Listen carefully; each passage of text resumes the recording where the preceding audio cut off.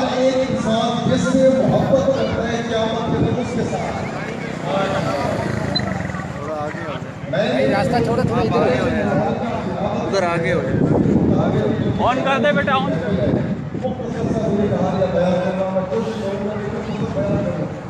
اور یہ بات یاد رکھیے اسی مناسبت سے جو میں آیا کہ اللہ فرماتا ہے کہ اپنا تزکیہ نفس حاصل کرنے والے کامیابی حاصل کر رہے ہیں.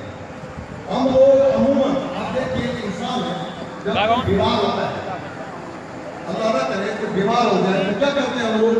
نعرہ تکبیر، نعرہ رسالت، میرا شاہی میرا شاہی، میرا شاہی میرا شاہی، عاشقوں کے دل کا ماہی، عاشقوں کے دل کا ماہی، کیا جن کی صورت آئی، کھولے کس نے اسرار الہی، کھولے کس نے اسرار الہی، بن کے مست ملنگ رہیں گے، دنیا والے بھنگ رہیں گے، لاکھ ظلم و ستم سہیں گے، نعرہ حیدری، نعرہ غوثیہ، المدد المدد المدد المدد.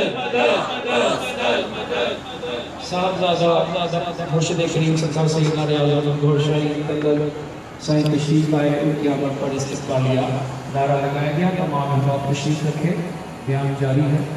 میں عرض یہ کر رہا تھا کہ یہ ایک عظیم اجتماع عظیم بزرگ کے دربار پر اور عظیم بزرگ کی یاد میں شیخ عبدالقادر الگیلانی رحمۃ اللہ نعرہ تکبیر، نعرہ رسالت، نعرہ حیدری. اور ہم سب خوش نصیب ہیں کہ اس اجتماع میں ہم شریک ہیں. تو میں نے جو آیت پڑھی اللہ فرماتا ہے قد افلح من زکاہا، کامیاب ہو گئے وہ لوگ جنہوں نے تزکیہ نفس حاصل کر لیا. تو ہم جب کوئی بھی انسان بیمار ہوتا ہے تو ہم یہ کوشش کرتے ہیں کسی اچھے طبیب کو ڈھونڈیں، کسی اچھے ڈاکٹر کو ڈھونڈیں تاکہ اپنے ظاہری جو بیماری ہے جسم میں اس کا علاج کریں. اور حقیقت یہ ہے کہ جو اندر کی بیماری ہے اس کے علاج کی طرف ہم توجہ نہیں دیتے اور اس کا علاج کہاں ہوتا ہے؟ بزرگان دین کے درباروں میں ہوتا ہے، ان بزرگان دین کی مجلس میں ہوتا ہے. اور اندر کی بیماری کیا ہے؟ وہ کینہ ہے، حسد ہے، بغض ہے، اناد ہے، دین سے دوری ہے. اصل میں یہی بیماری جو ہے اس کا علاج اشد ہوتی ہے. اس کے علاج کے لیے ہم سب کو کوشش کرنی چاہیے اور وہ کہاں ہوگا؟ اولیاء اللہ کے دربار.